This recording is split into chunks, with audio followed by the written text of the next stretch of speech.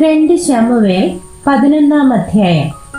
പിറ്റേ ആണ്ടിൽ രാജാക്കന്മാർ യുദ്ധത്തിന് പുറപ്പെടും കാലം ദാവീദ് യോവാബിനെയും അവനോടുകൂടെ തന്റെ സേവകരെയും എല്ലാ ഇസ്രായേലിനെയും അയച്ചു. അവർ അമ്മോന്യ ദേശം ശൂന്യമാക്കി രബ്ബ പട്ടണം നിരോധിച്ചു. ദാവീദോ യെരൂശലേമിൽ തന്നെ താമസിച്ചിരുന്നു. ഒരു നാൾ സന്ധ്യയാകാറായ സമയത്ത് ദാവീദ് മെത്തയിൽ നിന്ന് എഴുന്നേറ്റ് രാജധാനിയുടെ മാളികമേൽ ഉലാവിക്കൊണ്ടിരിക്കുമ്പോൾ ഒരു സ്ത്രീ കുളിക്കുന്നത് മാളികയിൽ നിന്ന് കണ്ടു. ആ സ്ത്രീ അതിസുന്ദരിയായിരുന്നു. ദാവീദ് ആളയച്ച് ആ സ്ത്രീയെ പറ്റി അന്വേഷിപ്പിച്ചു. അവൾ എലീയാമിന്റെ മകളും ഹിത്യനായ ഊരിയാവിന്റെ ഭാര്യയുമായ ബത്ശേബ എന്ന് അറിഞ്ഞു. ദാവീദ് ദൂതന്മാരെ അയച്ച് അവളെ വരുത്തി.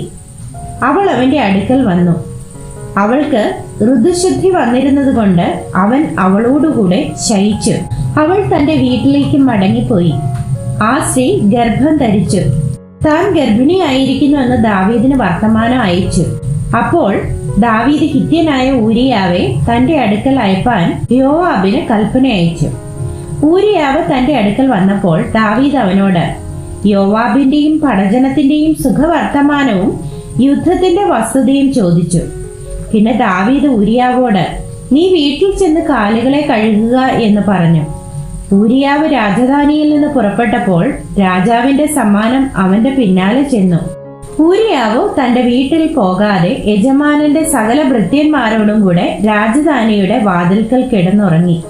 ഊരിയാവ് വീട്ടിൽ പോയില്ല എന്നറിഞ്ഞപ്പോൾ ദാവീദ് ഊരിയാവിനോട് നീ യാത്രയിൽ നിന്ന് വന്നവനല്ലയോ, നിന്റെ വീട്ടിൽ പോകാതെ ഇരുന്നത് എന്ത് എന്ന് ചോദിച്ചു. ഊരിയാവ് ദാവീദിനോട് പെട്ടകവും ഇസ്രായേലും യഹൂദായും കൂടാരങ്ങളിൽ വസിക്കുന്നു. എന്റെ യജമാനായ യോവാബും യജമാനന്റെ ഭൃത്യന്മാരും വെളിമ്പ്രദേശത്ത് പാളയം ഇറങ്ങിക്കിടക്കുന്നു. അങ്ങനെ ഇരിക്കെ ഞാൻ ഭക്ഷിപ്പാനും കുടിപ്പാനും എന്റെ ഭാര്യയോടുകൂടെ ശയിപ്പാനും എന്റെ വീട്ടിൽ കടക്കുമോ? നിന്നാണ്, നിന്റെ ജീവനാണ്, അത് ഞാൻ ചെയ്യുകയില്ല എന്ന് പറഞ്ഞു. അപ്പോൾ ദാവീദ് ഊരിയാവിനോട് നീ ഇന്നും ഇവിടെ താമസിക്ക, നാളെ ഞാൻ നിന്നെ പറഞ്ഞയക്കും എന്ന് പറഞ്ഞു. അങ്ങനെ ഊരിയാവ് അന്നു യെരൂശലേമിൽ താമസിച്ചു. പിറ്റേന്നാൾ ദാവീദ് അവനെ വിളിച്ചു. അവൻ അവന്റെ മുൻപാകെ ഭക്ഷിച്ചു പാനം ചെയ്തു. അവൻ അവനെ ലഹരി പിടിപ്പിച്ചു. എങ്കിലും അവൻ വീട്ടിലേക്ക് പോകാതെ സന്ധ്യയ്ക്ക് ചെന്ന് യജമാനന്റെ ഭൃത്യന്മാരോടുകൂടെ തന്റെ വിരിപ്പിൽ കിടന്നു.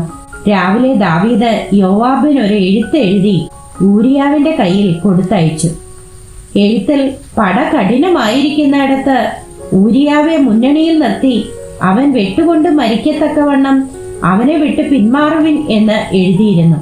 അങ്ങനെ തന്നെ യോവാബ് ആ പട്ടണത്തെ സൂക്ഷിച്ചു നോക്കിയിട്ട് ശൂരന്മാർ നിൽക്കുന്നതായി കണ്ട സ്ഥലത്ത് ഊരിയാവെ നിർത്തി. പട്ടണക്കാർ പുറപ്പെട്ട് യോവാബിനോട് പടവെട്ടിയപ്പോൾ ദാവീദിന്റെ സേവകരായ പടജനത്തിൽ ചിലർ പട്ടുപോയി. ഹിത്യനായ ഊരിയാവും മരിച്ചു. പിന്നെ യോവാബ് ആ യുദ്ധവർത്തമാനമൊക്കെയും ദാവീദിനോട് അറിയിപ്പാൻ ആളയച്ചു. അവൻ ദൂതനോട് കൽപ്പിച്ചത് എന്തെന്നാൽ നീ യുദ്ധവർത്തമാനമൊക്കെയും രാജാവിനോട് പറഞ്ഞു തീരുമ്പോൾ രാജാവിന്റെ കോപം ജ്വലിച്ചു. നിങ്ങൾ പട്ടണത്തോട് ഇത്ര അടുത്ത് എന്ന് പടവെട്ടിയത് എന്ത്? മതിലിന്മേൽ നിന്ന് അവർ എയ്യുമെന്ന് നിങ്ങൾക്ക് അറിഞ്ഞുകൂടെയോ? യെരുബ്ബേശത്തിന്റെ മകനായ അബീമേലെക്കിനെ കൊന്നതാർ? ഒരു സ്ത്രീ മതിലിന്മേൽ നിന്ന് തിരികല്ലിൻ പിള്ള അവന്റെ മേൽ ഇട്ടതുകൊണ്ടല്ലയോ അവൻ തേബസിൽ വെച്ച് മരിച്ചത്? നിങ്ങൾ മതിലിനോട് ഇത്ര അടുത്ത് ചെന്നത് എന്ത് എന്നിങ്ങനെ നിന്നോട് പറഞ്ഞാൽ നിന്റെ ഭൃത്യൻ ഹിത്യനായ ഊരിയാവും മരിച്ചുപോയി എന്ന് പറക. ദൂതൻ ചെന്ന് യോവാബ് പറഞ്ഞയച്ച വർത്തമാനമൊക്കെയും ദാവീദിനെ അറിയിച്ചു.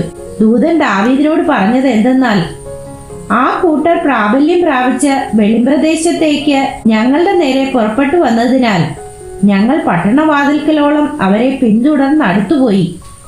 അപ്പോൾ വില്ലാളികൾ മതിലിന്മേൽ നിന്ന് നിന്റെ സേവകരെ എയ്തു. രാജാവിന്റെ സേവകരിൽ ചിലർ പട്ടുപോയി. നിന്റെ ഭൃത്യൻ ഹിത്യനായ ഊരിയാവ് മരിച്ചു.